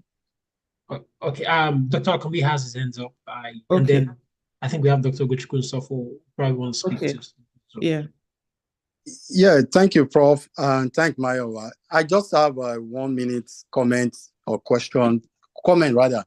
First and foremost, Chimzo, I will advise that you please reach out to me or Dr. Alalade regarding your concern. We would love to talk to you before you set up that meeting with your professor. The other thing is I wanted to make is the comment. I know Prof has said so many things, and for our scholars, if there is just one single thing you live with today, is the fact that Prof has said so many things about people she met in the course of her journey at grad school, professionally. And if you listening very well, she kept saying she still have a relationship with these people. And this is one thing I want the scholars on this conference to take away with you. Please don't burn the bridge. Reach out to people, keep contact that you've met, people that have helped you one way or the other. Keep that relationship intact. Whether you've gone 5, 6, 10 years, if you go back to what she has said over and over again, she kept saying she followed them, she reached out to them. Because this is one of the things I think is missing with the generation we have right now. People don't keep on with relationship, with networking. So please don't burn the bridge. If someone has given you just a little help, even a simple reaching out, how you doing, sir? How you doing, man? What's going on? Happy birthday. Keep that relationship on. You don't know when you will need that relationship or when you will need help from such people again. Please, if there's anything you take from Professor's presentation today, that's one thing I've learned in the past that have helped me, and I want you all to take that with you. Thank you. Thank you, Dr. Femi Akombi. Dr. Ogo, please go on. All right. Good afternoon, everybody. Thanks, our big sister, for all the advice you've been giving so far. I'm Dr. Ugo. I'm one of the mentors here. And everything you've said have really been like on point. The reason I wanted to just say something was this last question. I know some of the comments have been posted on the chat, but please do not do anything without looping your advisor in it, because the way Americans think is different from the way we think as Nigerians. You might think you're just trying to be resourceful and you're trying to be hardworking and you're just doing this thing solo. They can literally wash their hands off of you and say this one is trying to take all the glory, and you could just create some atmosphere that you don't want to really, that you didn't even have in mind creating. So you have to look them in. And when I was in grad school here, I had the rare opportunity of working with 2 different advisors. I had to change my research in my 3rd year, and I had the opportunity of working with 2 different advisors, and each of them had a totally different approach the way we relate. Okay, you mentioned you've just been in this group for like 6 months and you're still trying to get to know this new professor. So I want you to try to understand how do they operate. I work with an advisor that I never had a one-on-one with him. I only had to meet him at the group meeting every week, and everything we want to discuss had to happen in that group meeting. I had another advisor that had like an open door policy that I pretty much talk to him almost every day. So you want to understand how this person operates, and if it's the kind of person that you can really have that one-on-one with very frequently, you want to send an email and try to at least map out the time. Say, hey, can we have a 30 minutes one-on-one on Saturday, so that you can actually go over these topics. The reason I'm saying that is when you're applying for grad school, there are a lot of skill sets you develop consciously or unconsciously. What happens is when people get into grad school, they kind of forget about all those skill sets they've gathered, right? Remember when you're asking for people to write recommendation letters for you? Remember how you were trying to have your SOP reviewed? Remember how you were applying for different things and trying to negotiate different things, paying for your admission, application fees and all those stuff? There was a lot of interaction and negotiation and trying to get people to help you do one thing or the other. And those things you're doing then is actually preparing you for grad school. The problem is some people, when they come to grad school, they forget about the process that got them here, and they are kind of overwhelmed. Because I heard you saying a lot of, how do I say this? How do I do this? How do I say this? But if you look back, you would see that you've actually gone through similar process in the past where you needed certain help, somebody to pay for GRE or somebody to pay for TOEFL for you, right? And you've utilized certain skill sets. You've called people, you've sent email, you've approached, you've talked to somebody that knows somebody, right? So do not be afraid to pull back into your, look into your toolbox and see how you've gone through this process in the past and try to gain some perspective on how to move forward. Obviously, I would still advise you talk to Dr. Akambi. They just offered to speak with you before you go ahead setting that meeting with your advisor. But just in general, right, there's a saying that people need to be reminded in things they know more often than to be instructed in new things. So sometimes we think we just need to learn new things, but there are certain things we already know that we just have to look back and reach within us and see how we can actually attack the problem in front of us with what we already know. Okay, so those are just a few pointers I wanted to add. Thanks. Great. Thank you for chiming in, Dr. Oguchukwu. Thank you very much, sir. Ties into many of the things the prof has also said. Dr. Fajulo, I see your hands up as well. Could you please go on with your question or comment? Yeah, thank you so much, Prof, for your time today and for those insightful nuggets you have shared with all of us. I just wanted to share this point, then ask you, because sometimes you just have to get to a point whereby you feel like your professor is not helping you and you need to change that professor. I'll share a personal story. When my wife and I were in grad school, I will not mention the name of the school. It got to a point, she was pregnant, by the way, and the professor didn't like it. So he became so hostile, and to the extent that he actually took my wife's research from her and gave it to a postdoc. The professor is an international, and the thing became so bad. Every night my wife would cry and cry and cry and cry.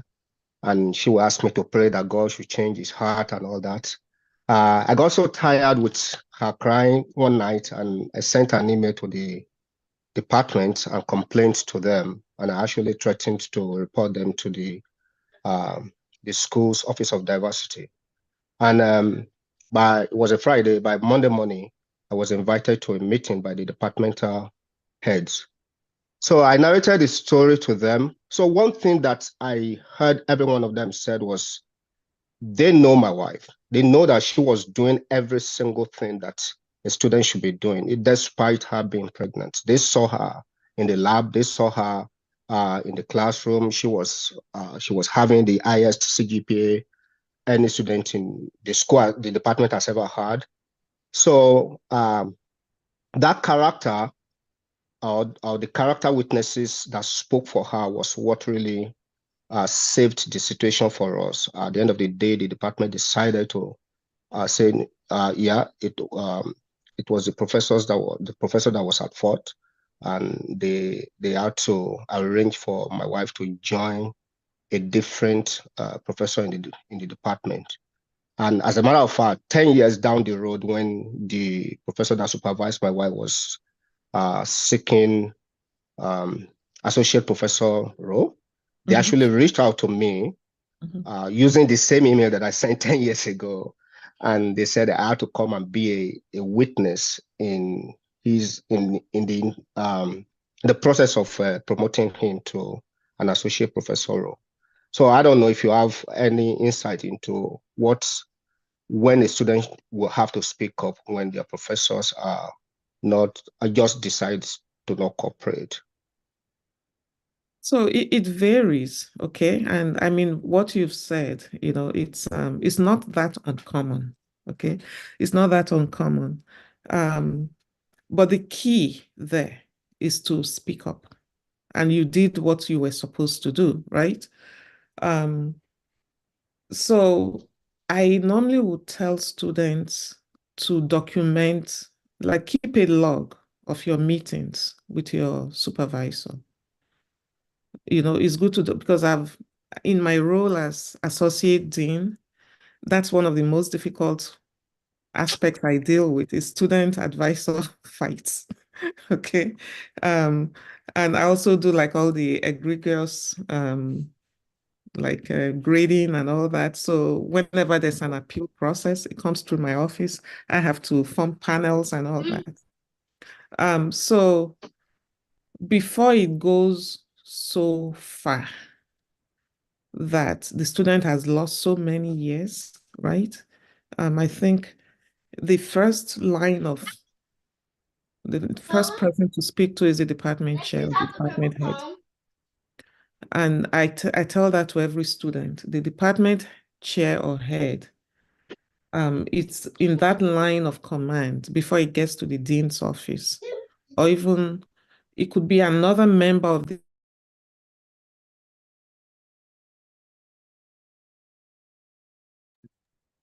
Can you hear me now? I don't know. Yes. The host home, someone muted me. I didn't mute myself. So, okay. Okay.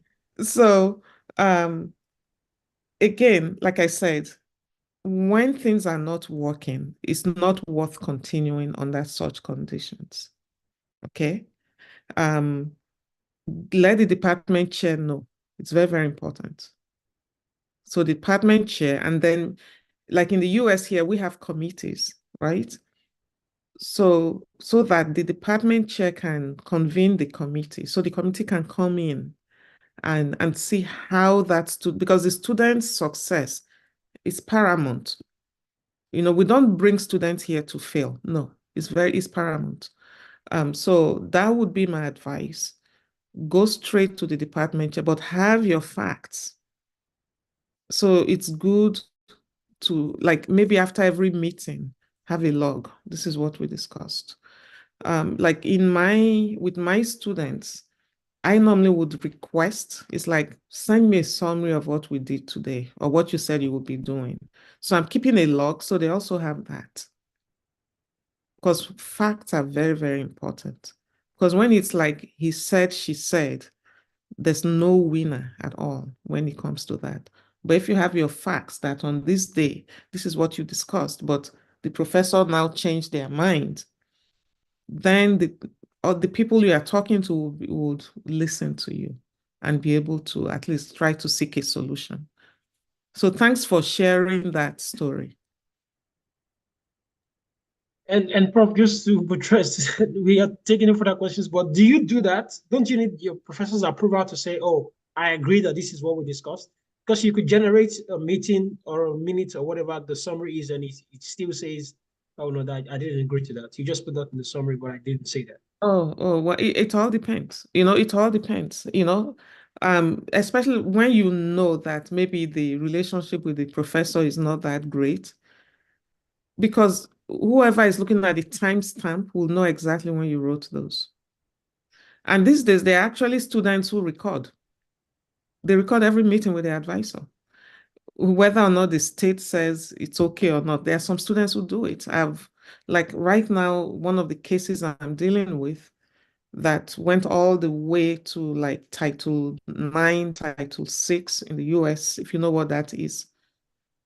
they were all recorded. And then there were some meetings where I was involved. We told the parties we were recording, and they ended up being the critical pieces of evidence. So if your professor says, don't record our meeting, I would be suspicious of that professor. Because if there's nothing to hide, So there are many students who, they secretly record. They just record whenever they meet with their advisors. They do that because they've perceived issues. Do you see what I'm saying? Yeah. I'm not advocating that everybody do that. But journaling your meetings, it's a good way, because the timestamp is there when you wrote it. They will see it's the day you met. Okay. Thank you, Prof. At this point, I'd like to bring Mr. Victor Ogumola to please say some words and also draw us to a close for today's meeting. Prof, thank you very, very much. Mr. Well, Victor? before that, there's one hand up. I can take this last question. Oluwadamilola. Damilola. Okay, Damilola, can you hear me? You unmute yourself.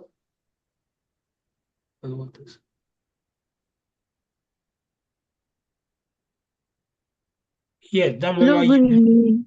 Okay. Yes, I raised my good evening. Thank you so much, Madam Francisca. I actually studied public health during my undergraduate in school. I graduated 2022. As a public health practitioner, I've been finding it a little bit hard to get a job. The one I got, an NGO, the pay wasn't okay. Though my question now is that you said earlier that you've once worked with a lecturer as a research assistant or teaching assistant. Like, how can someone get that? Because at the same time, I want to try and get a scholarship or a fund, probably as a research assistant outside the country. I don't know how to go about that. I don't know if you can help probably explain a little bit on how I can go with that, probably writing a application to the lecturer in that school, or on how to go. And secondly, to actually find it, because I find it difficult to actually know exactly what I want, especially in this public health of a thing. No, I know I actually want to further more on epidemiology as an MPH, Masters in Public Health, but how to go about the whole stuff? Sometimes I just feel I don't just know. I don't just know. Sometimes I got being scared. I will just be scared or be afraid of how to go about it. I don't know if you can just advise me on how to go, ma. Thank you so much, ma. So, okay, to be a graduate teaching assistant, you have to have been admitted into a master's or PhD program. And so that pay means they'll pay you to teach. So if he's a graduate research assistant, it means there's a grant funding you to do research while you're a student. Okay, so the first question I think I will throw back at you is, have you looked at institutions maybe worldwide that you are interested in, that you would want to apply to for, you said MPH. I know there are several institutions that offer the MPH. Okay, so yes, so narrow down the institutions. Okay, and then you now look at the faculty and what they do. You said something about epidemiology. So who does research in that area? Okay, and then you contact them. Okay, I'll tell you, every day I get 2 or 3 inquiries from all over the world. Students, they just write to everybody. And the ones from Nigeria, I can tell you, they are so flowery that they can put you off. So flowery. They are praising you. It's like, and just get to the fact. Are you taking students? Things like that. So these people you are going to be writing to, they are getting tons and tons and tons of emails that they may not even respond. So That's a tough one, but there has to be something in your application that will catch their attention. Okay? Yes, ma'am. So you will have to get over that fear and have a short list. Okay? Draw up a short list of the institutions you think you want to apply to, and not just a generic letter. Look at who is doing what, and then target that faculty to contact that faculty. And then you write to them to see if they are accepting students. Okay, so that's how to do it. So you will not be a teaching assistant unless you've been admitted and given funding. Ma, is the same thing applicable to? Ma, is the same thing applicable to research assistants? Research assistant is somebody who has a grant. They already have the money, and it's research. Teaching is usually the department. Okay, the department would need you to teach the labs for them, and you can be working with a professor, but you're a teaching assistant. So your professor is not necessarily paying for you. It's the department paying for you. But when it's the professor that is paying, the expectations most times are usually higher. But there are some professors, whether you're teaching or a GRA or GTA, is the same expectation. And that's something I've been trying to fight in my role, that somebody who is teaching should be cut some slack, because they have 20 hours of teaching. You don't expect them to be as productive during the semester as somebody who is just doing research assistantship, because they are not teaching, they are not grading. Does that make sense? Yes, ma'am. Okay. Thank you so much, ma'am. And just if you need more information about Adamlola, please look in the chat. Dr. Femi Fajilu has said you should reach out to him on LinkedIn. Dr. Femi Akombi has given you a number you can probably send a WhatsApp message to, because we have extensive support in that aspect, since we have a lot of scholars that come in through iScholar. Prof has given a very elaborate response as regards to questions you answered, but if you need more info, please do well to leverage on the resources that we have in the chat. And Prof, I know there is a hand up, but we cannot take that final question. We can no longer take any more questions now, or do you still want to take that question? Because we are right on the hour mark again, and we still need to have Mr. Victor come up and close us out. Okay. And so, Lawrence, could you please put your question in the chat? For the next couple of minutes, we'll take it right there and give an answer to it. And so, right about now, Mr. Victor, could you please close us out? Thank you, sir. Thank you so much, Mayokun. And I've learned so much. I'm Victor Lumola, a geoscientist with SMOGO and the president of iSI. Prof, we are very grateful. We are full of gratitude.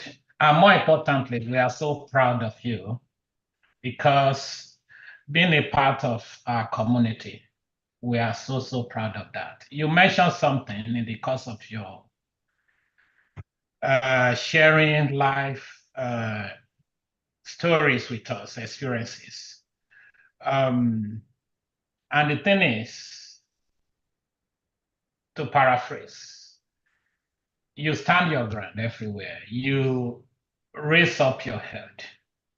You don't indulge folks to override you, so to say. For us, that's an inspiration, because as an immigrant, we know how it works here. But one other thing is, you are very intentional in everything you do. There is a touch of excellence and productivity. And on that basis, you can never be a pushover. And for our scholars, that is a very insightful one, even to me personally. So I want to thank you so much on behalf of the leadership team of iSI. Thank you for honoring the invitation.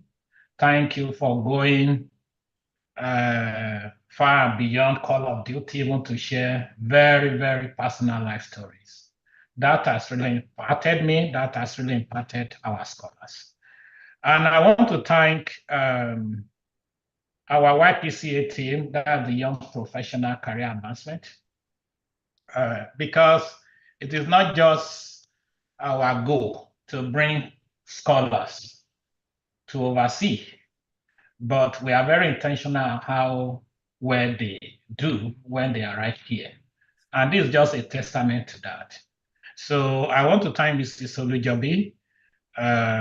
She's a very hands-on, she's one of our board members, well accomplished.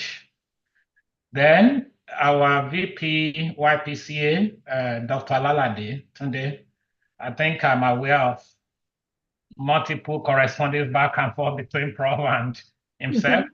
So, and he has been so diligent in, in getting this done. So thank you so much, I believe, with the team. And Mayokon, who is the manager of YPCA, I've always joked that maybe Mayokon needs another career. He's an engineer. So he can MC, he can moderate programs, and he's a well-rounded guy. And I think that's the kind of personality you talked about. So thank you so much, team. And I know there are a number of our executive members on the call as well, some of our past ESCOs. We got Dr.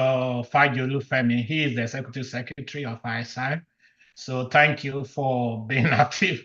There we got Dr. Akombi. He is the immediate past Vice President, Talent Development and Mentoring. So thank you so much, sir. And we got a couple of our partners. iSI is a well-structured organization. We have a lot of stakeholders. So we have a number of our partners on the call, at least from who I can see Dr. Igo. He was the person that shipped in some very important comments, after a scholar asked the question. So, and to our scholar, I want to say thank you for coming. Thank you for attending this. Thank you for being attentive and active participant. But I have to also mention that late Steve Jobs said something about his employee. He said, my job is not to be easy on people. My job is to take these great people we have and push them and make them even better. And I think that is exactly what has happened here today. We know you're already doing well. You couldn't have gotten to grad school without being diligent, without being hardworking, without being determined and self-driven. But that is not all. The ultimate goal is to become that innovative and creative solution provider. And that leads me to the final comment here. Very consistently, Professor Francisca kept mentioning and referencing the folks she had met along the way. I mean, I think Dr. Akombi kind of captured that. She was not just full of gratitude to those folks, but she is also very actively giving back. Because how do we build a community? How do we sustain growth and development?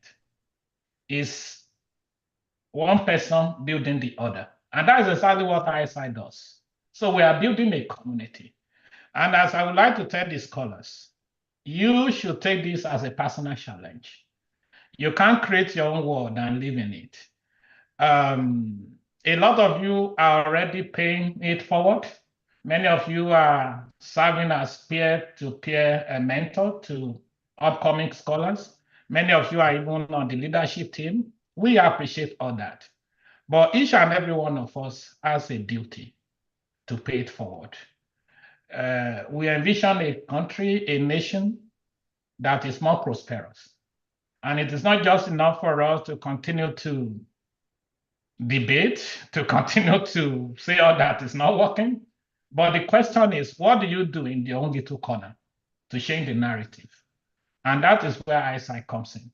So let us be part of this. That's all I would say. And Prof, This will not be the last. I know probably Dr. Alalade is already thinking of the next thing, but we want to welcome you to our community. This, as Mrs. Olujobi succinctly, explained all we stand for as an organization. This is our own, building the next generation of leaders. We help to build that needed pipeline of talent for the future innovation and growth. And you, as an important person in our community, we want to see more of you. Our scholars, they are all over America, they are all over the world. I don't have the accurate statistics, but I know we don't have less than 10 geoscience students in grad school in US from iSI. So we look forward to more partnership. We will continue to leverage on your knowledge and experience for the sake of our scholars. And finally, I never knew I would be privileged to listen to you today. I think it was 2015. You were at APG conference. In Houston, right? No, I think Denver. We had Denver, yeah. Denver, yes. Denver in Colorado, yes. Okay. I knew we met briefly. I think that was this committee anyway. But again, it is a privilege. And I thank Dr. Alalade for finding you to speak to us. It is a privilege. So we are so grateful and for being generous with your time. I think this was originally scheduled for 90 minutes. Now it is over 120 minutes. But thank you so much for being patient with us, for being receptive of all our asks. So we are so grateful. And we look forward again to see more of you. Team, thank you. And thank you. Before you go off, there was a message from Lawrence. He had his hand up. Oh. And Lawrence, I think he's still on the call. And he asked just a simple question. What role did my husband play in all of this? Because he wants to be able to support his wife, who is going through PhD and going through a lot. Oh, okay. I guess it's so. Do you guys? Can you give me 2 or 3 minutes to address that? Yes. Okay. So, when I came to RAL, I was single. Okay, and I was one of the few people who brought a husband to this town. And without my husband's support, I would not be where I am. So my husband is an engineer. He also has a PhD, but he more or less, should I say, put his profession in the back burner so I could shine. Okay, so he chose. He does not like teaching, so it was his choice. He didn't want to be in academia. He became a consultant and traveled a lot, so even as we speak, so most times he was traveling, I was more like should I say, single parent, but he would come home every 2 weeks or sometimes every week. I have to tell you, the way I coped was to pay people to help me. So mostly students, and they were mostly Nigerian students, or somebody's wife, or a postdoc's wife. I paid them handsomely.